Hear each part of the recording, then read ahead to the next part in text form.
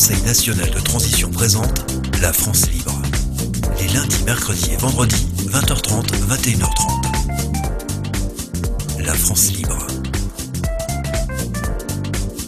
La Constitution et la République n'existent plus. Le Conseil national de transition est la seule autorité publique, légale et légitime représentant la souveraineté nationale du peuple français, en droit français et international. C'est une organisation déclarée à l'ONU. On rappelle, toutes les mesures Covid, y compris les inoculations soi-disant vaccinales, sont des expériences médicales ou scientifiques interdites par le droit international. Il s'agit de crimes contre l'humanité. Toute personne qui vous impose le masque ou vous menace de PV ou de vous licencier pour non-respect d'une mesure Covid commet un crime contre l'humanité. Pour connaître vos droits et les faire valoir, informez-vous www.conseilnational.fr. Rejoignez gratuitement le CNT sur www.conseilnational.fr.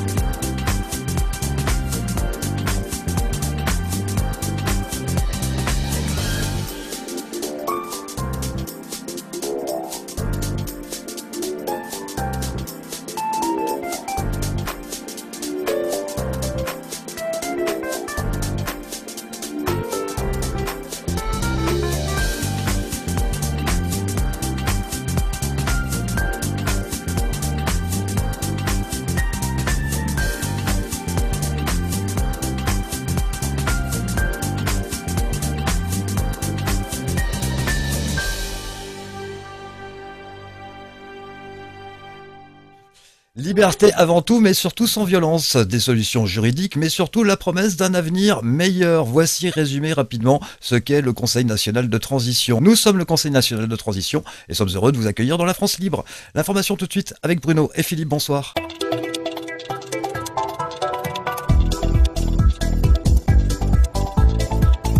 Bonsoir. Bonsoir à tous. Bonsoir Sylvain, bonsoir Philippe. Moi, je vais vous donner déjà une actualité qui intéresse tout le monde concernant le fameux pass sanitaire. C'est que les avocats commencent à se réveiller, et notamment dans les Yvelines. Les avocats ont réussi à avoir gain de cause parce que le pass sanitaire a été rejeté dans les centres commerciaux par un jugement du tribunal. Donc, en fait, ça fait tache d'huile et il commence à y avoir des actions de la même manière, de la même façon de contester ce pass sanitaire dans d'autres villes, notamment à Toulouse, à Montpellier et dans le reste de la région parisienne. Le seul souci que pour nous au niveau du CNT, c'est qu'on constate que ces avocats ne vont pas assez loin. Ils contestent uniquement le pass sanitaire alors qu'en fait, il y a tout à contester, c'est-à-dire depuis le masque jusqu'au confinement, en passant par les mesures barrières, etc., sachant que tout ceci est considéré par le CNT comme des crimes contre l'humanité suite aux articles de loi multiples qui ont été bafoués des centaines de fois par toutes ces mesures. Deuxième chose que je voudrais dire, c'est par rapport donc aux membres du CNT qui ont répondu oui, donc quand on leur a demandé s'ils voulaient être volontaires pour faire un certain nombre d'actions. Parmi toutes ces personnes qui ont répondu oui, il y a des personnes qui ont participé aux commissions, aux sessions des commissions qui ont eu lieu donc entre le mois de mars et le mois de mai. Et certains ont pondu des rapports extraordinairement intéressants. Et donc, on lance une invitation à toutes les personnes qui le veulent, qui ont travaillé au sein des commissions, de venir exposer un des sujets sur lesquels ils ont travaillé, donc dans une émission comme celle-ci, le jour qui leur convient.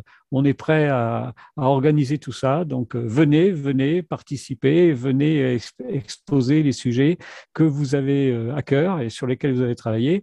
Ceci va pouvoir montrer aussi bien au reste du CNT l'importance et donc la qualité des travaux qui ont été faits dans les commissions, et puis aussi pour tous les auditeurs qui nous écoutent, qui ne font pas partie encore du CNT, je pense que ça vous donnera envie de vous intégrer au CNT et de participer aussi à tout ce travail d'intelligence collective qui nous anime en permanence. Voilà ce que je voulais dire pour commencer. Je te passe la parole, Philippe. Hey, super. Voilà, écoute, c'est bien que tu aies relevé cette histoire des Yvelines parce qu'on en a parlé le jour où tu n'étais pas là, je crois, et c'est la preuve que on s'intéresse aux mêmes actualités, ce qui est bien. Et puis, j'aurais dit aussi, dire aussi aux personnes auxquelles tu viens de t'adresser, avec beaucoup de pertinence, hein, de venir effectivement exposer tout simplement des événements, des choses dont elles sont particulièrement férues. Simplement peut-être les rassurer en disant que on n'est pas tous des professionnels du parler devant un micro, du parler devant des gens, etc. C'est pas évident. Hein. C'est pas parce qu'on est sachant dans un domaine qu'on est forcément à l'aise pour exprimer les choses devant un public. Alors évidemment, dans ce cas-là, la personne n'est pas seule. On l'entoure, on pose des questions, on joue au candide. Bref, voilà, il y a un jeu qui se passe. Hein. Donc c'est en aucun cas, ça ne doit en aucun cas être un mauvais moment à passer pour la personne, bien au contraire, mais plutôt un moment très sympathique. Voilà. Et moi, je voudrais enchaîner sur ma petite actualité à moi. Alors petite, pas si petite que ça. Il s'agit ni plus ni moins de ce que l'ARS, l'Agence régionale de la santé, envoie aujourd'hui comme courrier à tous les, comment dirais-je, à tous les médecins qui ne sont pas encore dans une logique vaccinale, c'est-à-dire en clair, qui ne se sont pas eux-mêmes fait vacciner et qui ne sont pas dans une logique d'avoir un test tous les 3 jours pour s'assurer qu'ils ne sont pas porteurs du Covid. Voilà. Alors, ne pas être dans la logique, c'est un doux euphémisme pour dire qui est employé par l'ARS. Hein, c'est pas moi qui le dis. C'est un doux euphémisme pour dire, messieurs, vous avez peu de temps pour vous remettre à la norme, à nos normes, à nous, hein, c'est-à-dire ce que eux appellent leurs normes, hein, qu'on se comprenne bien. Et en clair, ils ont jusqu'à 15 septembre. Alors d'ici le 15 septembre, j'espère bien que les médecins qui seront pas du tout d'accord pour rentrer dans cette logique, eh bien, sauront se tourner vers les éléments qui existent sur notre site pour pouvoir se défendre d'un point de vue strictement juridique, comme tu l'as déjà évoqué également, Bruno, à l'instant. Hein. Donc, il y a des solutions, ne vous laissez pas marcher sur les pieds. On est sur une logique inversée où ce sont vous, les médecins, qui vous faites expliquer quelle est la meilleure façon de soigner, alors que c'est votre métier, qui vous faites expliquer qu'il y a un virus, alors que vous connaissez ça très bien, qui vous faites expliquer un tas de choses par des gens qui sont dans le dogme et qui sont surtout animés par des intentions politiciennes qui consistent je dirais, à faire peur aux gens dans un premier temps et à leur faire croire qu'on va tous mourir si on n'emploie pas leur méthode. Et il est bien évident que tout le monde n'est pas d'accord avec les méthodes qui sont proposées. Donc c'est ça l'actualité d'aujourd'hui, c'est de dire attention, on est en train de mettre en place une chasse aux sorcières, en l'occurrence, à tous les médecins qui ne sont pas dans une logique vaccinale. Ils ont jusqu'au 15 septembre, mesdames et messieurs. Dites-le vous. Vous avez jusqu'au 15 septembre pour vous mettre à leurs normes. Évidemment, nous, au sein du CNP, nous n'en sommes pas d'accord. Nous contestons tout ça et nous avons des arguments à la fois médicaux, qui sont d'ailleurs les vôtres, messieurs les réfractaires, et à la fois politiques et surtout juridiques, puisque je rappelle que le CNT avance uniquement dans le droit, dans le juridique et dans la paix. Voilà. Donc, je vais laisser la parole à notre ami Sylvain. Merci Philippe. Des solutions juridiques sur notre site www.conseilnational.fr. Nous allons regarder un petit montage vidéo des mensonges en direct de la Macronie, ou en fait en différé, vous allez regarder. Devrait donc être prolongé au-delà de la date du 15 novembre. Le 15 novembre, ce n'est pas si loin, et si nous pouvons nous en passer avant, évidemment, nous le ferons. Ce pass, vous le savez, ne peut être prolongé au-delà du 15 novembre, sans quoi il nous faudrait un nouveau texte de loi qui serait à nouveau débattu au Parlement. Et je rappelle une chose, le pass sanitaire, il est borné dans le temps. Aujourd'hui, il s'arrête au 15 novembre. Donc, c'est un moment à passer. Je voudrais le redire, le pass sanitaire, ça permet de garder ouvertes des activités. Donc, c'est un levier de liberté. Et je ne suis pas sûre qu'on puisse s'en passer à partir du 15 novembre. Il faut surtout pas que les Français imaginent que cela entrerait dans le droit commun. C'est pas du tout c'est pas du tout ce qui se passe. C'est vraiment borné et selon la situation sanitaire évidemment, mais en tout cas à l'heure où on se parle au 15 novembre. Je ne dis pas que ça ne peut pas arriver, ça pourrait arriver si le Covid ne disparaissait pas de nos vies dans les 3 prochains mois. Ça n'est pas une guerre courte, c'est une guerre longue. Ça n'est pas un combat de quelques mois, c'est un combat de quelques années. Et donc nous devons être lucides. La crise du Covid, la crise sanitaire, elle est là pour longtemps. Elle va nous demander de la patience, de la détermination, de la lucidité et de la force d'âme. Voilà, il faut porter des masques, il ne faut pas en porter, le pass vaccinal jusqu'à fin novembre, et puis finalement non, on ne sait plus trop où on en est. Tout à fait, donc là on est typiquement dans l'agitation pour rendre les gens de plus en plus perdus. Hein. On est totalement dans la perdition avec ce genre de propos qui disent tout et leur contraire quelques jours ou quelques semaines plus tard. Et on nous parle de force d'âme, on nous parle que le fléau est là pour longtemps. Ah bon, sur la base de quoi? On ne sait pas, mais il n'y a pas d'explication. Finalement, ça devait se régler en un an, en 6 mois, en un an, ça s'est pas réglé. Et on a très nettement l'impression qu'il n'y a aucune raison pour que ça s'arrête et qu'il faut désormais s'habituer à l'idée que l'humanité tout entière va devoir prendre des mesures, alors qu'elles s'appellent Covid-19 ou qu'elles s'appellent autre chose demain, hein, puisqu'on fait tout à fait confiance dans l'imagination de ceux qui sont en train d'alimenter toutes ces douleurs. Eh bien, on leur fait confiance pour trouver autre chose demain s'il s'avérait que le Covid-19 devenait tout à fait réduisible ou réductible.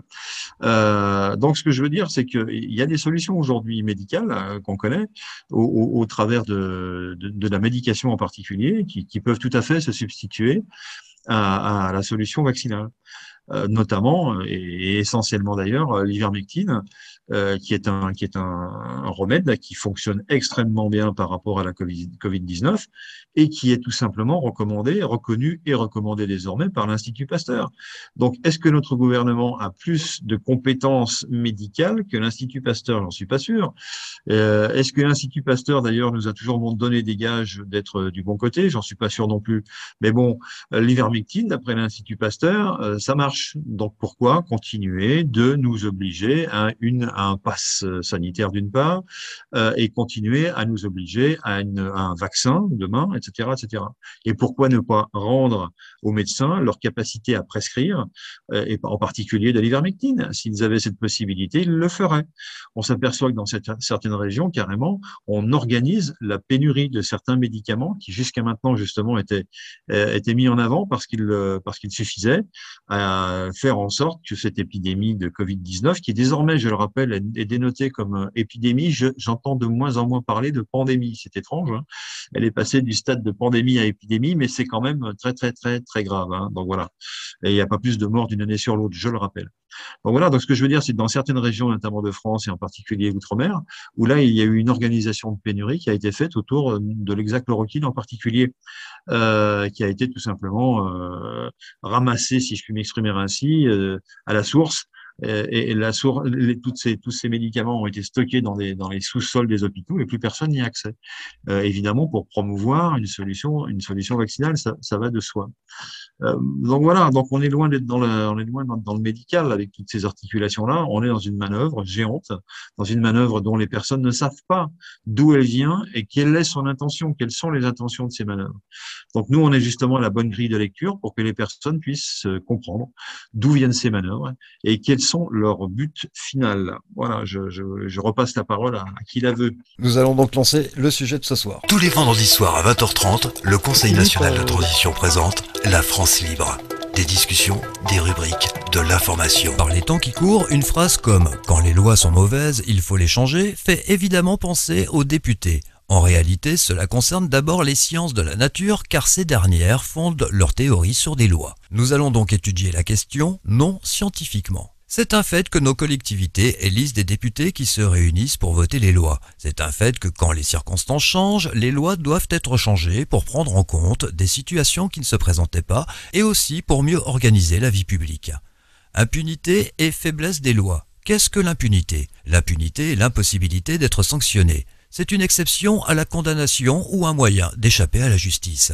C'est fréquent dans certains pays où il n'y a pas de système politique propre, avec un système judiciaire corrompu et faible. Étymologiquement, il vient du latin corruptas. C'est la circonstance résultante de ne pas recevoir de punition ou de ne pas être jugé pour les actes délictuels commis. L'impunité est un phénomène universel. C'est l'idée d'absence de règles ou de normes ou de leur application. Mais c'est aussi l'absence de sanctions, de punitions, de châtiments. Elle résulte d'un rapport de force et d'une volonté politique d'un gouvernement qui, soumis aux pressions de groupes puissants, légitime en quelque sorte, par une loi d'amnistie, les violations des droits de l'homme. Les lois changent, l'impunité perdure. Avec le CNT, le Conseil national de transition, comment se réapproprier la sagesse populaire? Notre débat de ce soir. Merci Sylvain. Je voulais dire une chose par rapport à ce qu'on a vu tout à l'heure. C'est qu'en fait, tout ce système donc, où on nous fait croire que les gouvernances pataugent un petit peu, ne savent pas quoi faire par rapport à ce qui se passe, En fait, tout ça, c'est faux, tout ça, c'est voulu. C'est ce qu'on appelle de l'ingénierie sociale pour créer le chaos, pour que les gens ne savent plus où se positionner, ne savent plus où est le blanc, où est le noir, etc. Tout ça, c'est fait pour perturber la population, pour éviter que la population prenne conscience de la réalité des choses et surtout prenne conscience qu'il n'y a jamais eu autant de lois liberticides que depuis 2 ans. Il y en a eu déjà beaucoup avant, mais là, depuis 2 ans, c'est vraiment un comble. Et je pense que si on avait dit il y a 10 ans ce qui se passe actuellement et la manière dont on a restreint les libertés, il y a 10 ans, le peuple se serait levé. Mais donc le système veut que de telle façon que ça soit fait de cette manière-là au niveau du chaos qui est créé, on perturbe les gens, donc les gens ne savent plus où ils sont, les gens de se révolter. Mais malgré tout, les gens commencent à comprendre de plus en plus parce que le mensonge est tellement évident, est tellement répété que malgré tout, l'intelligence collective agit. Et puis, comme tous les Gaulois sont réfractaires, c'est bien connu, eh bien, au bout d'un moment, les gens réagissent. Voilà ce que je voulais dire. Et de plus en plus, le lien social fonctionne. Hein. On le voit le samedi dans les manifestations, les gens se parlent de plus en plus. Et justement, on arrive à parler de liberté et parler également de dictature. Et oui, et ça discute pas mal dans les manifestations. Et effectivement, donc. Mais les manifestants, j'ai envie de dire, ce sont des personnes qui par nature sont éveillées, en tout cas qui se sont réveillées à quelque chose de clair dans leur tête, c'est qu'il y a quelque chose qui ne va pas. Et quand il y a quelque chose qui ne va pas, soit c'est quelque chose de pas trop important, soit c'est quelque chose de moyennement important, soit que c'est quelque chose qui touche à la vie de leurs enfants. Et là, c'est quelque chose qui touche à la vie de leurs enfants. Alors, on peut être tout à fait favorable à la COUSPI, hein, mais on peut aussi se poser des questions quand on la rend obligatoire. C'est ça le phénomène.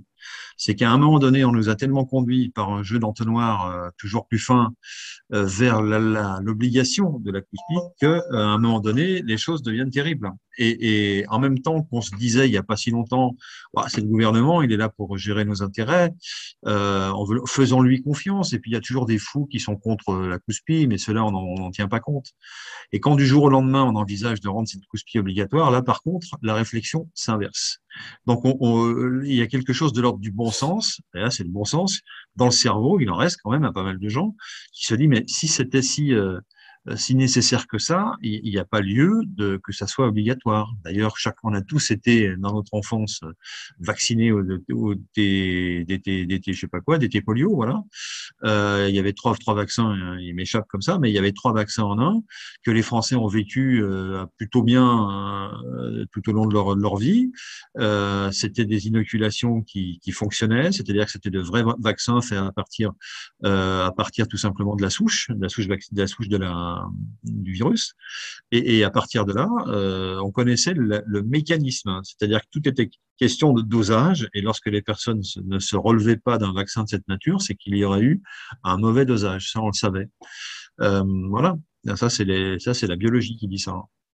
Alors aujourd'hui, non, c'est plus comme ça que les choses se passent, on nous oblige à prendre un vaccin parce qu'il y aurait un mauvais virus qui se balade dans l'air, et que la seule solution d'en venir à bout, c'est de se vacciner durement, c'est-à-dire en 3 vagues successives désormais, c'est ce qu'on nous propose, 3 vaccinations, avec des choses dont on ne sait pas ce qu'il y a à l'intérieur. Et pour l'instant, pourquoi est-ce qu'on ne le sait pas? Parce que justement, ça ne sont pas des vaccins. Alors, où est le bon sens dans tout ça? C'est étrange qu'on nous oblige à se faire picouser avec des vaccins qui ne sont pas des vaccins et qui vont transformer l'opération de vaccination en opération, je dirais, d'expérience médicale, comme si nous étions des rats de laboratoire et que nous ayons donné pour cela notre assentiment. Ce qui n'est, à mon avis, le cas de personne. Personne n'a dit, moi, je veux bien faire partie d'un test en laboratoire et que si jamais il y a des effets secondaires, eh bien, j'en prendrai l'entière responsabilité à ma charge à moi. Voilà. Ça n'a pas été dit comme ça. Alors, comment on transforme cette expérience médicale en vaccin? Déjà, en autorisation de mise sur le marché. C'est ce que dit la règle. Il faut une autorisation de mise sur le marché. Et puis, il faut un minima que les fabricants donnent aux autorités de santé le contenu de ce qu'il y a dans la fiole. alors que pendant la période expérimentale, ils n'y sont pas tenus dans le cadre, je dirais, des secrets industriels. Voilà. Donc, c'est un secret industriel. Donc, on vous met dans les veines du secret industriel. Vous n'avez pas le droit de savoir ce que c'est. S'il y a des effets secondaires, vous ne vous en prendrez qu'à vous. Est-ce que ça, c'est du bon sens? J'ai pas le sentiment, hein. On est d'accord. Donc voilà, et inversement, si demain ça devient un vaccin, donc je le disais à l'instant, autorisation de mise sur le marché faite par les autorités sanitaires, et deuxièmement, obligation faite aux fabricants, Big Pharma, donc, de bien vouloir nous détailler ce qu'il y a à l'intérieur du liquide et quels sont les effets secondaires. Et voilà. Et si on a ça demain, bah déjà on saura vers où aller, et puis on verra tout simplement si on a envie vraiment d'y aller. Mais pour l'instant, il n'y a pas d'envie puisqu'on ne sait pas ce qu'il y a dedans. Donc, on est obligé de le faire. Voilà. Donc, ce que je veux mettre en avant, c'est que le bon sens a été mis cul par-dessus tête. Et quand on nous explique que demain, il y aura encore plus de Covid et qu'il faut vraiment se protéger parce que ça va aller très mal, très, très mal, j'ai l'impression d'entendre cette vieille plaisanterie qui se passe dans l'Ouest américain où il y a un bûcheron qui coupe du bois pour l'hiver. Et passe le vieil Indien et il se dit, tiens, le vieil Indien, il va savoir me dire si l'hiver est rigoureux, s'il faut que je coupe un petit peu plus de bois ou pas, quoi. Et il demande à l'Indien, à votre avis, cher Indien, est-ce que l'hiver sera rigoureux? Et l'Indien le regarde en lui disant, oui, hiver rigoureux.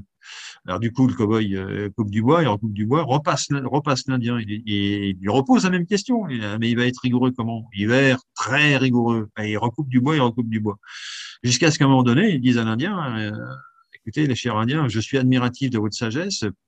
Comment êtes-vous capable de me dire si l'hiver va être rigoureux?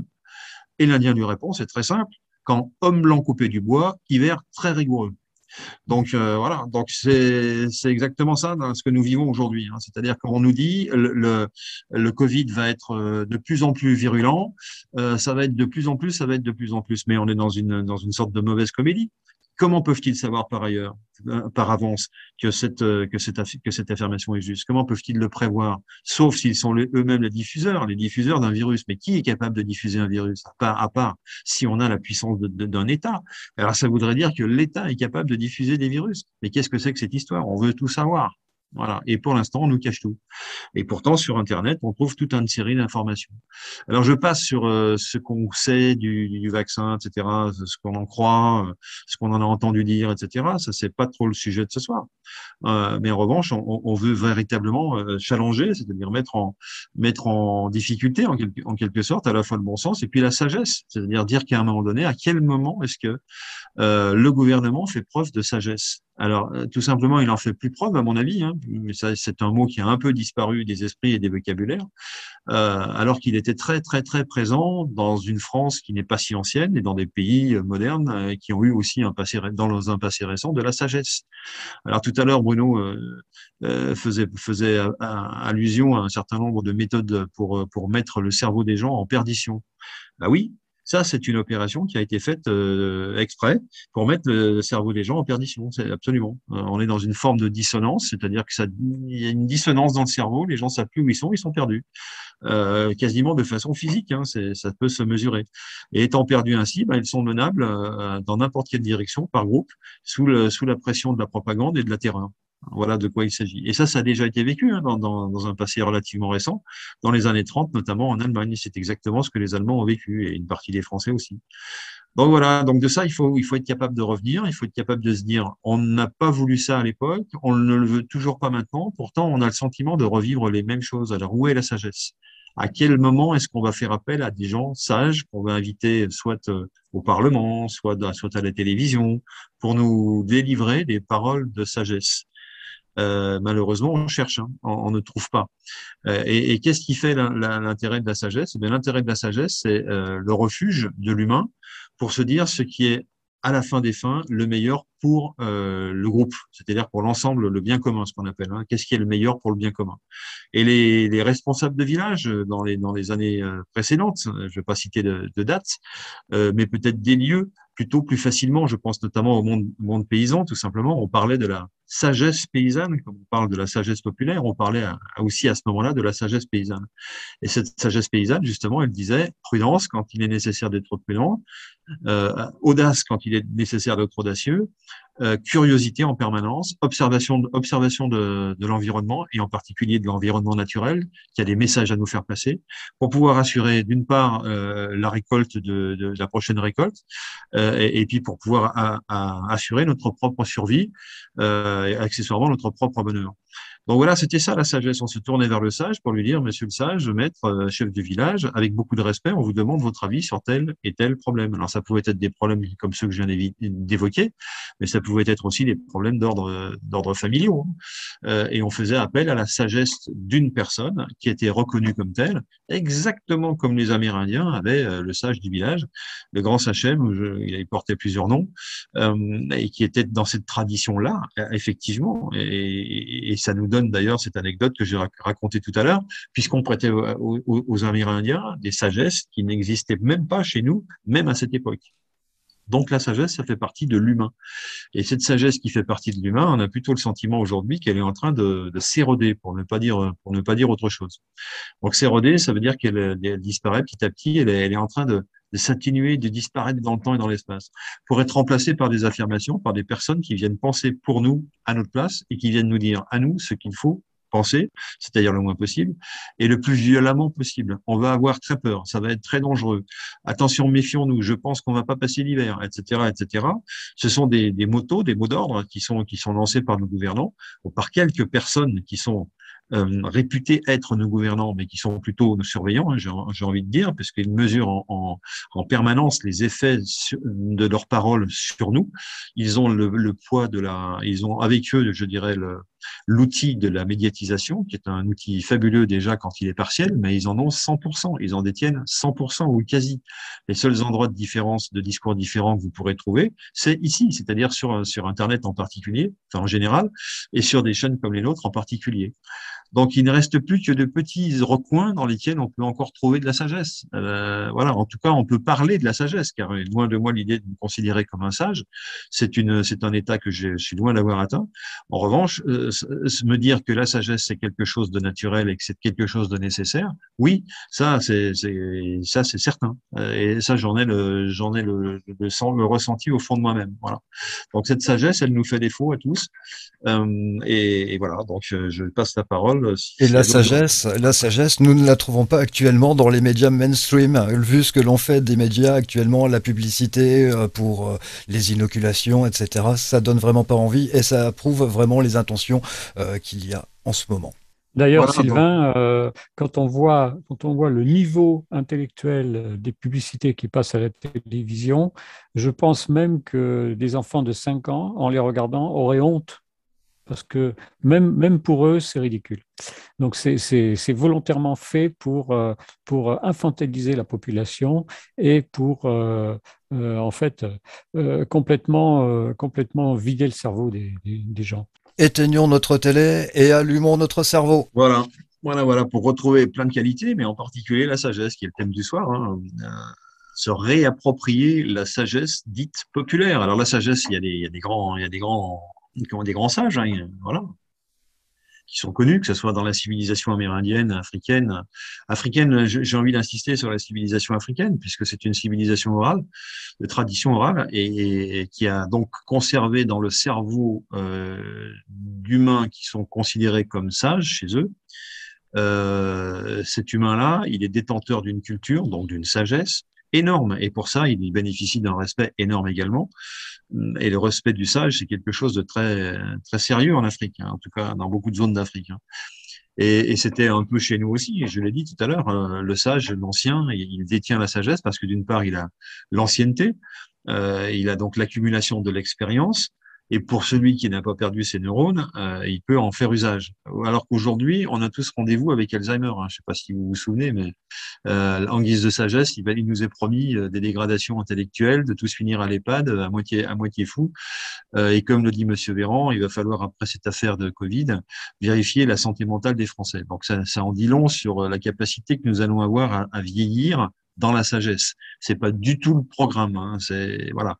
Donc il est urgent justement de se mettre je dirais, front à front avec cette façon de voir les choses avec laquelle nous ne sommes pas d'accord.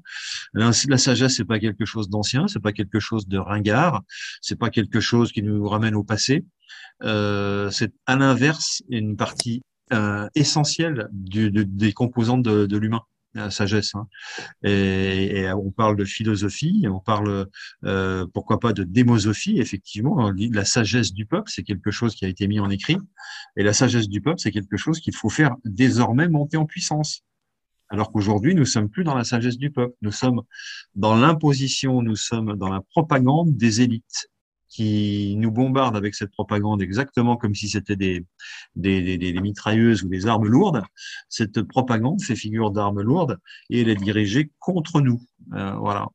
Et cette sagesse que nous avions autrefois, nous sommes en train de la perdre au profit, entre guillemets profit, hein, d'une doxa, c'est-à-dire d'une façon de penser unique. Et la pensée unique, c'est comme ça qu'on l'appelle. Et qui, cette pensée unique, de préférence, est celle de ceux et qui nous surveillent et qui nous demandent de penser comme ça. Voilà. Voilà pour la sagesse, voilà pour la philosophie, sagesse, tout ça, ça se rejoint évidemment. Hein. Et ce qu'on aimerait bien, nous, au sein du CNT, c'est pouvoir, à un moment donné, mettre en avant la sagesse du peuple, parce qu'il y a aussi une sagesse populaire. Les foules ne font pas que des bêtises. Les gens, lorsqu'ils sont entre eux, ils trouvent des solutions qui sont bien souvent les plus sages pour gérer justement le bien commun. Alors les plus sages en prudence, les plus sages en audace, les plus sages en ce qu'on veut, mais à un moment donné, le choix qui est fait par d'un groupe d'humains, s'il est effectivement fait par le groupe, et il est toujours fait par le groupe, eh bien, ce choix est souvent le meilleur. Alors évidemment, ça passe par un filtrage, c'est-à-dire qu'il y a toujours des personnes pour penser blanc, d'autres pour penser jaune, d'autres pour penser vert, etc. Et il faut faire la synthèse de toutes ces pensées-là. Et il y a à un moment donné un groupe qui va dire, bah voilà, on va faire la synthèse de ces idées, et puis on va décider d'aller dans telle direction. Voilà. Et ça sera le fruit d'un choix global, quoi. Et tout le monde va se mettre à travailler dans cette direction parce que soit une majorité, soit des gens plus sages que la moyenne ont décidé que c'était, ou ont pris leur responsabilité en disant c'est dans cette direction qu'il faut aller. Et là, il faut qu'on obtienne, dans ce cas-là, une majorité de 75%. Les 75%, c'est quelque chose auquel nous tenons beaucoup au sein du CNT. C'est 75% qui est autre chose qu'une simple majorité de 51%, qui, elle, nous garantit ce que nous vivons aujourd'hui dans nos systèmes démocratiques, c'est-à-dire nous garantit de dresser une moitié des personnes contre l'autre moitié. Alors qu'à 75%, on obtient évidemment un quasi consensus, et le but est de poser les questions de telle sorte qu'on obtienne ces consensus plutôt qu'on obtienne une division. Or, nos surveillants posent des questions de telle sorte qu'on obtient systématiquement des divisions. Et cette division, elle les arrange et elle nous dérange. Donc, notre sagesse à nous, ça devrait être déjà de pointer tout ça, d'être capable d'en faire la synthèse, d'en faire l'analyse et la synthèse, et puis de dire, on vous remercie, messieurs les surveillants chefs, mais nous sommes le plus grand nombre, nous sommes le peuple, et on aimerait bien désormais faire valoir notre propre sagesse, et à partir de notre propre sagesse, faire avancer notre destin à notre façon. Voilà un petit peu la nouvelle piste à suivre. Et Philippe, c'est vrai aussi que par rapport au système républicain dans lequel on a vécu depuis 200 ans, on a oublié beaucoup ce que signifie l'expression « gouverner, c'est prévoir ».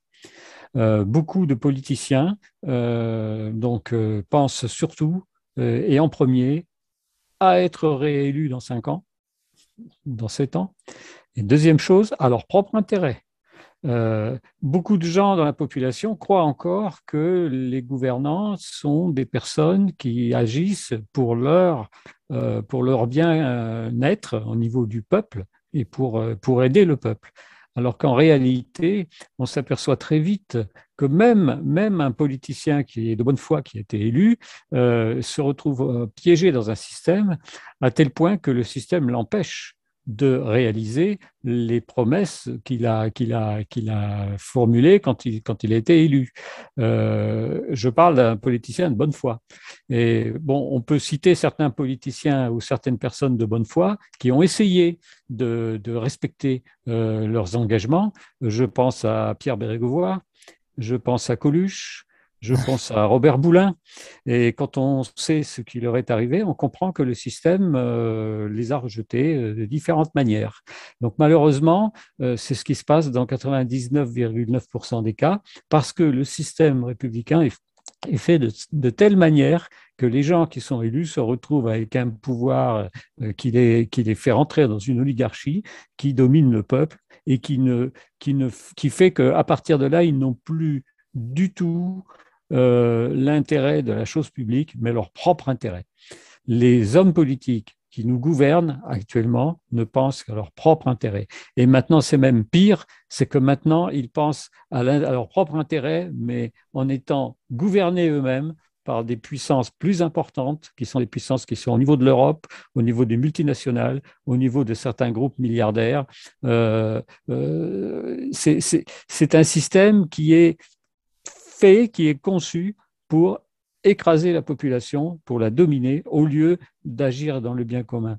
Et quand on dit gouverner, c'est prévoir. Normalement, quand on gouverne un pays, on doit prévoir non pas ce qui va se passer d'ici 2, 3, 4 ans, en essayant surtout d'être réélu à la sortie, mais on doit prévoir ce qui va se passer dans les 10, 20, 30 années qui viennent pour le bien de la population et pour la protection de la population et pour la protection de la nation. Or, qu'est-ce qu'on constate actuellement, et déjà depuis pas mal de dizaines d'années, notamment en France, c'est que tout est fait par les gouvernants pour dissoudre le pays, pour que le pays tombe, pas pour qu'il se relève. Les industries qui ont été cédées à l'étranger, souvent pour une bouchée de pain, je pense à Alstom et autres, les traités qui sont signés d'une manière totalement illégitime, étant donné que depuis 2008, comme chacun le sait maintenant, la Constitution française n'a plus lieu d'être. Et donc, tous les traités, tous les accords qui ont été signés avec l'Europe et avec d'autres pays ou d'autres zones économiques comme le TAFTA, le traité américain, etc., tout cela n'a plus aucune valeur. Et tout cela a été fait contre l'intérêt du peuple français, contre l'intérêt de la population. Et on peut citer des centaines d'exemples. Tout est fait, non pas pour aider le peuple, mais pour détruire le pays, auto-détruire le pays. Alors, certains se posent encore la question, est-ce que c'est par manque de compétences des gens qui nous gouvernent? Est-ce que c'est par bêtise? C'est plus grave que ça, c'est tout à fait voulu, c'est tout à fait volontaire. Ça fait partie d'un plan mondial qui est fait pour dissoudre les nations, qui est fait pour créer ce que beaucoup appellent maintenant le nouvel ordre mondial, qui est en fait un ordre négatif, qui est en fait la résurgence de ce qu'Hitler voulait faire il y a 70 ans, c'est-à-dire le quatrième Reich, c'est-à-dire un empire mondial qui va écraser les peuples. Donc la sagesse dans tout ça, elle est où? La sagesse, elle est dans le peuple. Et pas dans ces gens qui nous gouvernent et qui croient obtenir, comme dans les films de James Bond, hein, vous voyez toujours un super milliardaire qui veut devenir le dictateur de la planète. Dans les films de James Bond, à la fin, c'est toujours James Bond qui gagne. Mais moi, je peux vous dire que, d'après moi, ce qui se passe actuellement dans la réalité, le peuple va gagner aussi.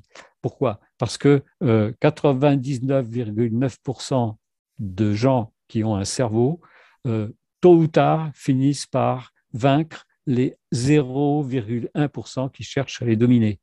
Et c'est ça la sagesse du peuple. De toute façon, le peuple a la sagesse collective, qu'on appelle l'intelligence collective. Malheureusement, ça a été souvent freiné, ça a été souvent stoppé.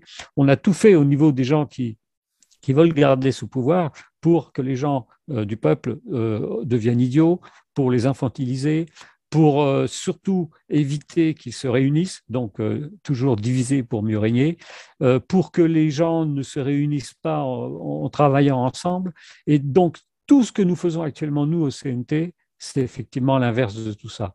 On dit à la population, unissons-nous, travaillons ensemble et soyons suffisamment intelligents, et nous l'avons déjà cette intelligence, pour ne pas avoir besoin d'intermédiaires pour gouverner notre propre pays. Donc la souveraineté, l'indépendance, tout ça, c'est entre les mains du peuple français. Et si le peuple français en prend conscience, comme il semblerait qu'actuellement ça commence à être le cas, on servira à nouveau d'exemple pour le monde entier, comme ça s'est passé il y a 200 ans avec cette révolution de 1789 qui n'a jamais été poussée à son terme, parce qu'à la fin, on a eu quoi? On a eu Napoléon et on a eu encore la bourgeoisie qui a remplacé les privilèges de la noblesse et qui a donc continué à écraser la population. Donc il faut terminer ce qui a été commencé en 1789, mais le terminer d'une manière non violente, d'une manière pacifique, parce que ce n'est pas la peine de se détruire ou de s'auto-détruire ou de détruire notre patrimoine, on se tire une balle dans le pied. Donc il faut agir en être sage du 21e siècle, c'est-à-dire passer à une évolution nouvelle et pas à une révolution. Et cette évolution nouvelle, elle se fera par le peuple et pour le peuple et d'une manière non violente. Et à partir de là, on changera complètement de système d'une manière positive. Et ça, c'est le message qu'on donne au CNT à toutes les personnes qui nous entendent et à tous les membres déjà actifs actuellement au CNT. Voilà. Voilà ce que je voulais juste dire maintenant. Philippe, je me permets un petit brin d'humour. Je me permets un petit brin d'humour, Bruno, mais quand tu as dit tout à l'heure politicien de bonne foi, j'ai failli m'étouffer. Mais bon, après, quand j'ai entendu des noms comme Coluche, et je ne citerai pas d'autres, j'ai mieux saisi. Merci. Exact. Oui, bravo pour l'exposé, il est très clair, Bruno, effectivement. Mais je dirais qu'aujourd'hui, la difficulté, c'est de prendre conscience que nous sommes en guerre, puisque notre gouvernail en chef, l'a présenté les choses de cette façon-là. Par contre, il n'a pas cru bon de préciser en guerre de qui, contre quoi ou contre qui. Ça a fait un électrochoc auprès de beaucoup de Français qui se sont posé des questions en disant, mais pourquoi dit-il ça, quoi? Et aujourd'hui, là, on commence à soulever un petit coin du voile, c'est-à-dire qu'ils sont en guerre, tout simplement contre nous le peuple, contre nous la masse qu'ils veulent réduire. On sait comment, on sait pourquoi, et vers quoi ils veulent nous emmener, vers le nouvel ordre mondial, oui, bien sûr, pour avoir une logique, d'une sorte de communisme à la chinoise. Hein, c'est un petit peu ce qu'on entend aujourd'hui, hein, un minimaliste de tous les côtés, avec une obéissance forcenée, voire même forcée, en travaillant même sur la génétique de l'humain. Voilà le tableau de ce qui se passera sur cette planète. Voilà, le bonheur sera concentré vers quelques personnes, et puis les autres seront au mieux n'auront pas de sensation, ni de bonheur ni de malheur, et par contre au pire elles auront la sensation de leur malheur. Voilà. Donc c'est de ça qu'il s'agit. C'est est-ce qu'on veut se précipiter dans cette direction-là? Est-ce qu'on veut les laisser nous précipiter dans cette direction-là, ou est-ce qu'on veut faire autrement? Là, la difficulté, effectivement, c'est de se dire qu'ils ont tous les moyens. Ils ont tous les moyens physiques. Ils ont les médias pour la propagande. Ils ont les armes pour nous faire une guerre absolument géniale. Et eux, ils ont même des abris où aller se cacher pendant que nous mourrons à la surface. Je suis désolé de dire ce genre de choses qui peuvent choquer certaines personnes, mais il faut bien comprendre. Il faut bien comprendre que nous ne sommes plus que des exécutants pour eux déjà. Hein. C'est-à-dire que le fait de dire ce que nous disons ce soir, ça peut pas leur convenir. Alors pour l'instant, nous sommes réduits à la portion congrue, c'est-à-dire que notre espace de parole il est tout petit. Nos nombres de vues sont tout petits, etc., etc. Mais c'est pas le nombre qui va faire la différence, c'est l'intention. Et l'intention, c'est surtout ça passe par la compréhension des choses. Donc, comme je le disais, donc la guerre, il faut être conscient qu'elle est conduite contre nous. Et il y a une dissidente célèbre qui s'appelle Claire Séverac, dont j'ai plaisir à citer le nom et l'ouvrage, La guerre secrète contre les peuples, qu'elle avait écrit cet ouvrage. Et donc, nombreux sont ceux qui pensent que ça lui a coûté la vie. Donc voilà, donc hommage à cette dame. Et cette guerre, elle est de moins en moins secrète. Et elle était secrète pourquoi? Pour qu'on puisse, nous, se laisser mourir ou se laisser tuer sans qu'on comprenne même pas de qui ça vient et pourquoi ça vient, quoi. C'est véritablement la félonie extrême, c'est-à-dire qu'on tue des gens mais sans qu'ils sachent qu'ils vont être tués et sans qu'on leur ait jamais officiellement déclaré la guerre. Alors voilà, aujourd'hui on est vraiment dans cette perversion-là, et si on continue d'admirer nos surveillants en chef comme étant des personnes susceptibles de nous secourir, susceptibles de nous apporter le bonheur, si on continue dans cette direction-là, on se trompe. On se trompe très clairement. Et toutes les personnes qui vont vers des solutions qui nous sont proposées avec violence et avec urgence, en particulier relativement à la santé publique, les personnes qui continuent de croire que ça, c'est la vérité et que ceux qui n'y vont pas, n'ont rien compris, sont des gens dangereux, car maintenant, en plus, ils utilisent le retournement des armes, c'est-à-dire que ceux qui n'y vont pas seront considérés comme responsables de ce qui arrivera à tous ceux qui auront été picousés, quoi. Et ça, c'est extrêmement grave dans la manière de présenter les faits, qui est évidemment fausse. Donc voilà. Donc ce que je veux dire, c'est que à un moment donné, il faut qu'un peuple, une nation, ou tout simplement des peuples, des hommes, quelles que soient leurs ethnies et leurs origines, mais qui sont des êtres humains, voilà, des êtres humains, avec qui partagent le même patrimoine génétique. Il faut qu'ils se rendent compte que ceux à qui nous avons remis les clés de leur liberté et de leur bonheur, donc ceux que j'appelle moi les surveillants chefs maintenant, qui justement ne gouvernent plus parce que quand on gouverne, ça veut dire qu'on a un gouvernail et qu'au travers de la tempête, quand il y a une tempête, ça veut dire qu'on s'en sort. Là, on s'en sort plus. Donc il n'y a plus de gouvernail, il n'y a plus de gouvernants. Il y a des surveillants chefs qui surveillent les réactions qui sont obtenues, je dirais, à partir de leurs actions vis-à-vis de nous. Voilà. Du coup, je sais plus ce que je voulais dire. Oui, si, voilà. Donc, ce qui est important, c'est que nous prenions conscience qu'on n'a pas besoin d'eux pour vivre. Ça, c'est quelque chose qui leur fait extrêmement peur. Ils font tout pour nous expliquer qu'on a absolument d'eux pour vivre, qu'on a absolument besoin d'eux pour être dans l'organisation de la vie, qu'on a absolument besoin d'eux pour faire gouvernance, parce que nous, on est incapable de faire gouvernance, etc., etc. Alors, ils risquent d'avoir, à un moment donné, raison. Attention, c'est là qu'il faut être très clair. Ils risquent d'avoir à un moment donné tout à fait raison si nous continuons, nous simples citoyens, simples êtres humains, à nous abêtir à des sources télévisuelles ou autres, à continuer d'être réduits de plus en plus, à continuer d'être, partagés en deux, 50-50 contre ceux qui sont pour et ceux qui sont contre, et faire en sorte que cette dualité nous emmène tout simplement vers de l'agressivité, pour pas dire plus. Et donc nous amène tout simplement vers l'autodestruction, ce qui serait pour eux, je pense sincèrement, le summum de la réussite. Si on se tue nous-mêmes, ils n'auront même pas besoin de le faire, quoi. Donc voilà, donc il faut qu'à un moment donné on prenne conscience, et là c'est compliqué, ça doit se faire sur une jambe, comme on dit, voilà, sur une seule jambe, et il faut qu'on se retourne et qu'on prenne conscience de tout ça, qu'on n'a pas besoin d'eux et qu'on peut se gouverner tout seul. Alors c'est pas facile à faire ingurgiter, ça, cette nouvelle notion. Comment ça on peut se gouverner tout seul, nous, 7,5 milliards d'abrutis, 7,5 milliards d'inconscients, 7,5 milliards de gens qui n'ont plus de sagesse, etc., etc. Donc ça, c'est la doxa de ceux qui nous surveillent, qui sont très peu nombreux, qui sont le 0,01%, eux-mêmes représentant d'autres personnes encore moins nombreuses, mais encore plus puissantes.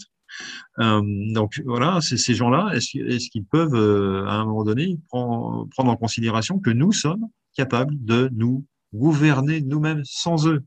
Alors si nous prenons conscience de ça, pour eux, c'est la fin. Et ça peut aller très très vite.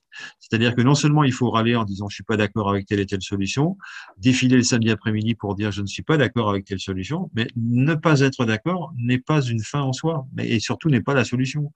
Ça, on l'a vécu pendant 70, 80 ans.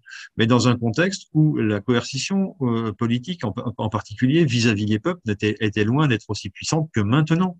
Aujourd'hui, on est dans un aboutissement. On est dans un aboutissement de ce que même nos parents n'ont pas vécu. Nos parents, voilà, qui sont nés dans les années 20-30, s'ils atterrissaient par je ne sais quel miracle et s'ils ressuscitaient et qu'ils tombent dans la société dans laquelle nous sommes aujourd'hui, mais ils hallucineraient. Ils diraient, mais mes pauvres enfants, vous êtes tombés dans un drôle de monde. Alors nous, on n'avait pas la télé, nous, on mangeait ce qu'il y avait dans le placard et pas plus. Mais au moins, on n'avait pas l'impression d'être pressuré par un gouvernement qui nous disait ce qu'il fallait penser, comment il fallait penser. On allait au cinéma, on voyait des films qui critiquaient le gouvernement. On n'avait pas de la pensée unique, il y avait plusieurs Français, il y avait plusieurs types de Français. Il y a même une chanson qui dit « Tout ça, ça fait d'excellents Français », sous-entendu. Toute cette variété de personnes qui pensent toutes de façon différente sont des Français. Et ça, c'était la France d'hier, ça. Mais la France d'aujourd'hui, c'est plus comme ça. La France d'aujourd'hui, c'est des gens qui pensent tous de la même façon, qui font passer leurs pensées au travers des médias, on l'a dit, au travers des téléphones également sur lesquels on reçoit un certain nombre d'informations qui sont toutes les mêmes et qui nous disent toutes la même chose. Et on nous appelle chez nous pour savoir si on a procédé à la piqûre, des fois qu'on aurait oublié, quoi. Donc là, on a vraiment le sentiment que nous sommes guidés comme un troupeau, alors qu'avant, on n'était pas un troupeau, on était des râleurs, des Gaulois sûrement réfractaires. Je suis plus certain que les jeunes de moins de 25 ans sachent encore le sens de ce que c'est qu'un Gaulois réfractaire.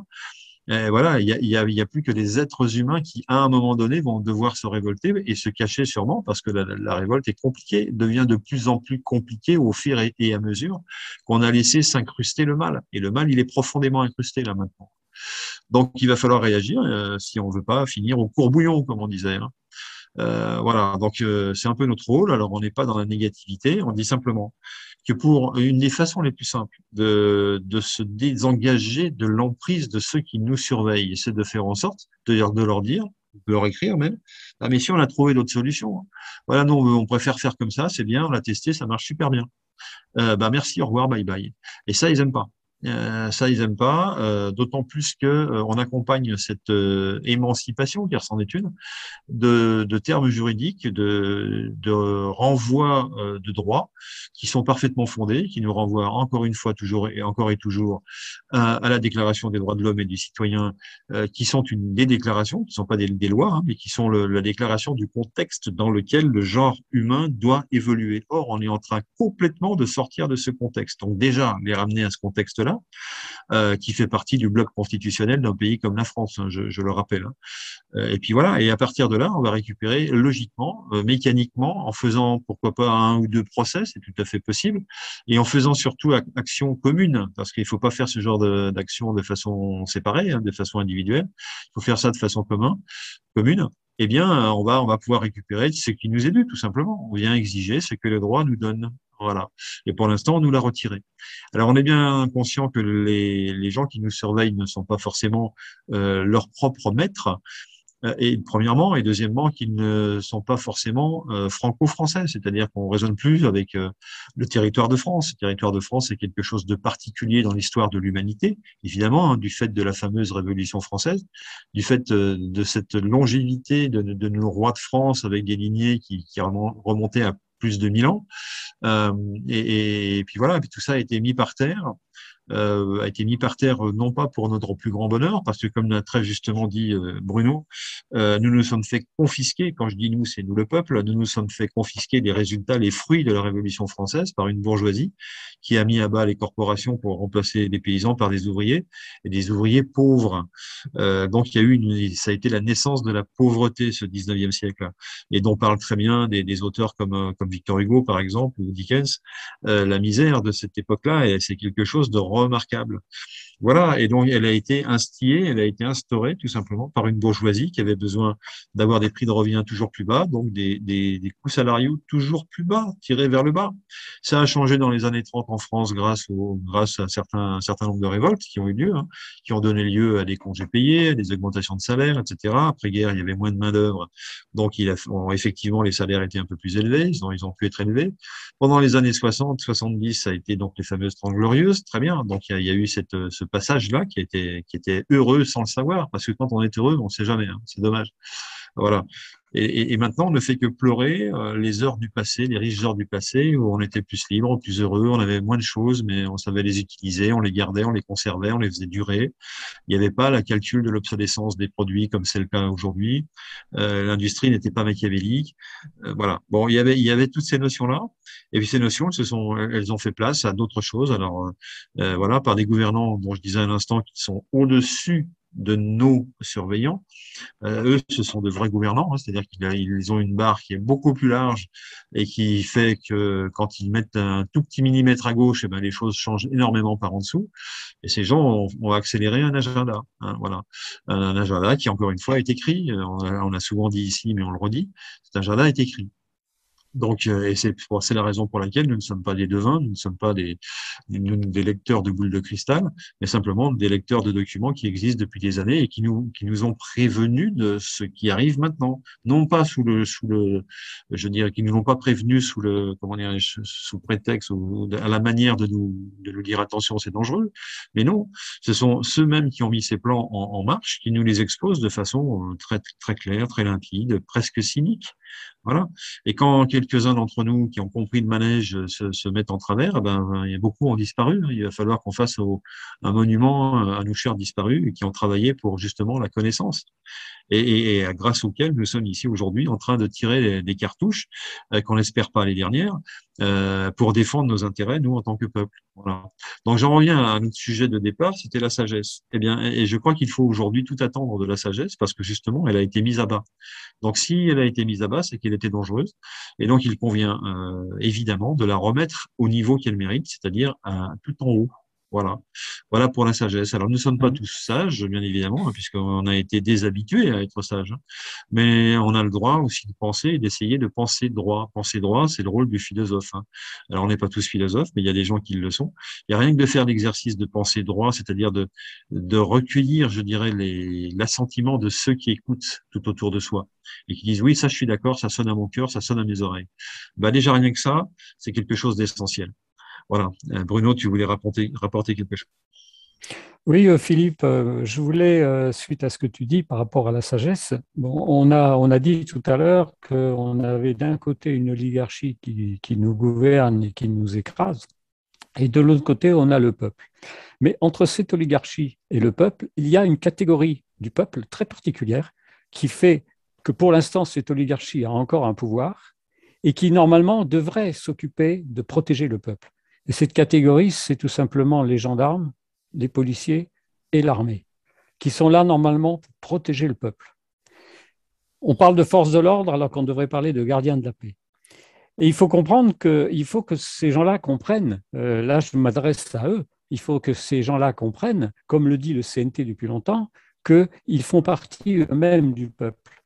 Donc, ils sont eux-mêmes victimes des pressions et des lois liberticides que nos gouvernants imposent. Donc, il faut que l'armée, il faut que la police et la gendarmerie aient justement la sagesse de prendre conscience que pour l'instant, ils obéissent à des ordres qui sont des ordres illégitimes et liberticides et qui agissent non pas pour la protection du peuple, mais contre le peuple. Donc, ce que dit le CNT, ce que nous disons, c'est qu'il faut que ce soit ces gens-là, il faut que ce soit l'armée, la gendarmerie et la police qui prennent conscience de ce qui se passe et qui nous libèrent et qui libèrent le peuple de l'oppression qu'il subit actuellement. Alors, ça ne se fait pas facilement, mais il faut bien comprendre qu'à partir du moment où un certain nombre de sous-officiers ou d'officiers de ces corps constitués vont prendre conscience de ce qui se passe, à partir de là, ça peut aller très vite. Parce que c'est comme... On en revient toujours à ce qui s'est passé au procès de Nuremberg. On a beaucoup de militaires qui n'étaient pas nazis, mais qui ont obéi à des nazis et qui ont donné comme excuse, on a reçu des ordres. On recevait des ordres, donc on exécutait les ordres. Malheureusement, ça ne tient plus maintenant. Maintenant, tout le monde est informé. Maintenant, tout le monde sait ce qui se passe. À partir du moment où tout le monde est informé, si on continue d'obéir à des ordres illégitimes, à partir de là, on se met complices de crimes contre l'humanité. Et ça, il faut que tous les gens qui font partie des corps constitués, comme l'armée, la police, la gendarmerie, mais aussi les préfets, mais aussi les maires, mais aussi toutes les personnes qui ont un certain pouvoir dans cette république finissante, il faut que toutes ces personnes-là prennent conscience de ce qui est en train de se passer. Et nous, au CNT, notre rôle, c'est justement de les informer et de leur faire prendre conscience. Alors, s'il y en a parmi nos auditeurs actuels qui sont là, qu'ils réfléchissent bien à tout ça et qui commencent à prendre les mesures pour nous libérer. Voilà ce que je voulais dire et je pense que tu seras d'accord avec moi, Philippe, que c'est l'action principale qui doit se dérouler dans les semaines à venir. Oui, absolument. Donc, les corps constitués sont de toute manière le moteur initial. Hein. Il n'y a pas d'autre façon de faire les choses. Je vois pas que dans un pays comme la France, ou même n'importe où dans le monde, des gens munis de bonnes intentions et des quelques armes blanches puissent renverser un quelconque gouvernement. Ça n'est plus possible. Ça n'était déjà pas vrai pendant la Révolution de 1789. Je vous rappelle quand même que, pour mémoire, le roi Louis XVI a toujours interdit que une seule goutte de sang de Français ne tombe à cause de soldats français, quoi. Ce qui veut dire en clair qu'il s'est refusé à tirer dans la foule. Voilà. Donc, quand on sait ça, ça permet de mieux comprendre la facilité avec laquelle un certain nombre d'émeutiers, car c'était des émeutiers, sont venus à bout d'une part de la Bastille, sont à l'origine des massacres de septembre, qui font partie, je dirais, de tout ce qui était la terreur, et un certain nombre de personnes ont semé la terreur. Et c'était des stipendiés, c'est-à-dire des personnes qui étaient payées tout simplement par qui, par quoi, ma foi, on a un petit peu répondu à la question, pour justement mettre en terreur le peuple. Le peuple n'a fait que se cacher, le peuple n'a fait que de survivre, le peuple n'a fait que d'être dans la terreur, véritablement. Donc le peuple n'était pas absolument pas ni apte ni capable de prendre les armes pour se défendre. Il n'en avait pas la formation et il ne pouvait que suivre les mouvements qui l'amenaient à un moment donné à une boulangerie. Passez-moi l'expression, mais c'est de ça qu'il s'agissait. Il s'agissait de bouffer tout simplement. Donc voilà, suite à la guerre des farines qui avait eu lieu quelques années plus tôt, il y avait plus d'argent dans les caisses royales, il y avait plus d'argent, il y avait plus de farine parce que les accapareurs les conservaient véreux pour faire monter les prix, alors que la fameuse taxation, contrairement qui est un contresens total, c'est-à-dire les gens ont cru qu'en criant taxation pour le pain, ça voulait dire qu'on voulait taxer le pain, mais aujourd'hui si on taxe le pain, ça c'est 20% de TVA, la taxe est à 20% de TVA pour le pain, hein. Enfin peut-être pas pour le pain, mais pour d'autres produits en tout cas. Et donc, les gens ne comprennent pas aujourd'hui ce que c'est que ce mot de taxation. Et la taxation, ça voulait dire l'inverse à cette époque-là. Ça voulait dire simplement que taxer un prix, ça voulait dire le rendre fixe. Et que justement le libéralisme à la Turgot avait décidé de le rendre libre. Et Turgot, déjà à l'époque, expliquait au roi qu'en rendant les prix libres, vous allez voir, par le jeu de la concurrence, etc., les prix vont baisser. Bon, on a vu, hein. On a vu. Donc les prix ils ont fait qu'augmenter évidemment. Et ce qui s'est passé, c'est que la famine s'est introduite en France, alors que c'est un pays d'abondance normalement. Voilà. Donc il y a eu des manipulations de cette nature-là. Donc tout ça pour dire que effectivement, les corps constitués aujourd'hui doivent pouvoir se dire c'est notre chance, quoi. Aujourd'hui, on a compris comment ça a marché, on a compris comment on a fait marcher les Français aussi, hein, comment on les a envoyés dans 2 guerres mondiales, en tout cas une principale, la première, dans laquelle ils ont été décimés, et quand les balles les ont ratés, on les a récupérés avec la grippe espagnole. Donc il y a eu véritablement un génocide, il faut dire les choses, par le moyen de la guerre, hein, et d'une pandémie. Donc voilà, et ils se disent aujourd'hui, les corps constitués, comment on fait pour rendre au peuple français sa légitimité, sachant que nous, corps constitués, nous avons des femmes, des enfants, etc., qui ne sont pas forcément militaires, qui ne sont pas forcément gendarmes, et dont on a envie de faire le bonheur, et pas simplement de passer pour les méchants ou pour les sbires des surveillants en chef qui nous demandent à nous désormais d'être même vaccinables, alors que jusqu'à maintenant, il n'en était pas question. Et pourquoi sommes-nous vaccinables? Pourquoi certains ne le sont pas? Pourquoi la police n'est pas tenue aujourd'hui à la vaccination obligatoire? C'est une bonne question. Pourquoi la gendarmerie et l'armée, il est très fortement question qu'ils le soient. Et c'est plus que question d'ailleurs, ils le sont. Alors voilà. Donc ces prises de conscience, elles arrivent avec la violence qui nous est faite tout simplement et qui leur est faite à eux aussi. Donc il faut bien qu'ils comprennent qu'ils ne passeront pas au travers des mailles du filet et que l'eugénisme, c'est-à-dire la réduction de la population qui est prévue, elle les concerne également. Donc est-ce que, à votre avis, en bonne sagesse, c'est pas le moment d'agir?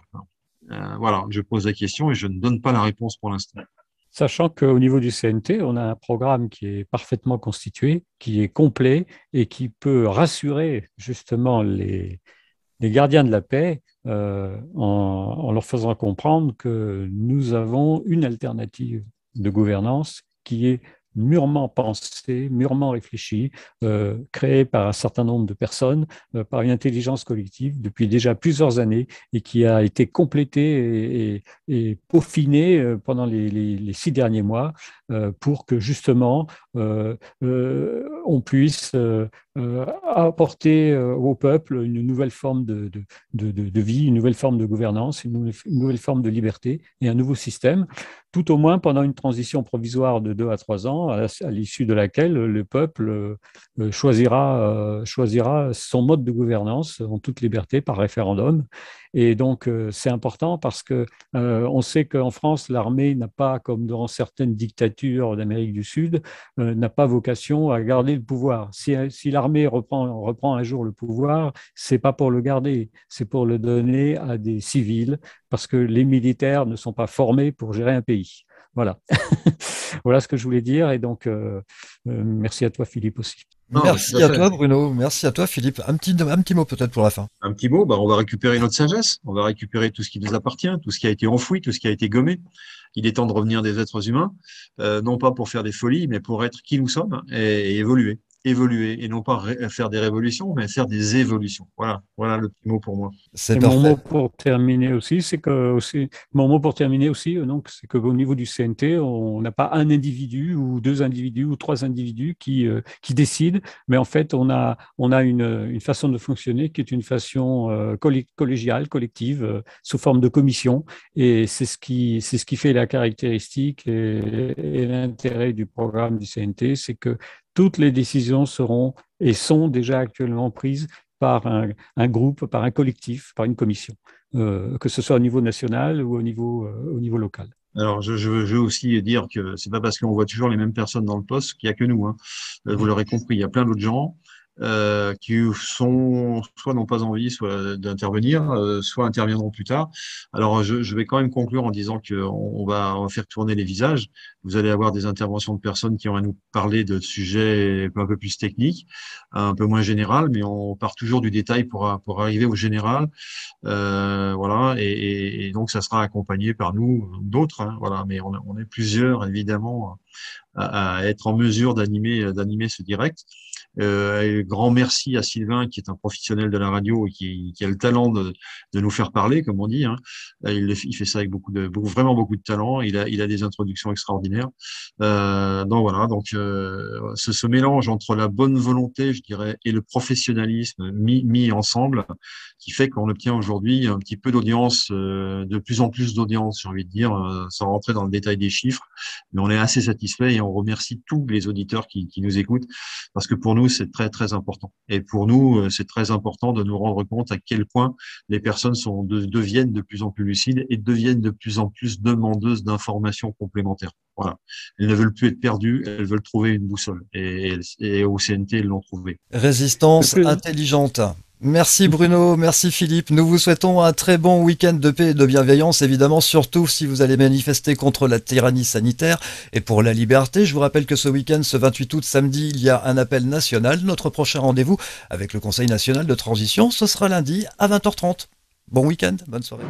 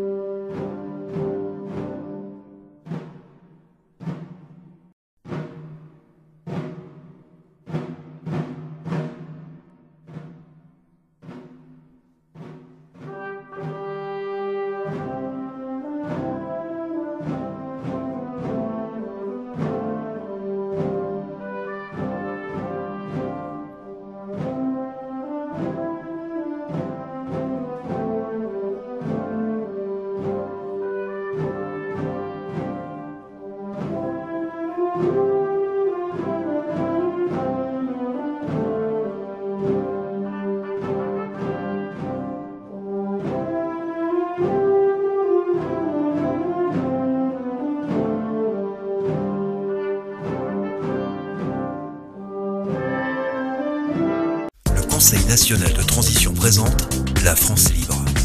Les lundis, mercredis et vendredis, 20h30, 21h30. La France libre. La Constitution et la République n'existent plus. Le Conseil national de transition est la seule autorité publique, légale et légitime représentant la souveraineté nationale du peuple français, en droit français et international. C'est une organisation déclarée à l'ONU.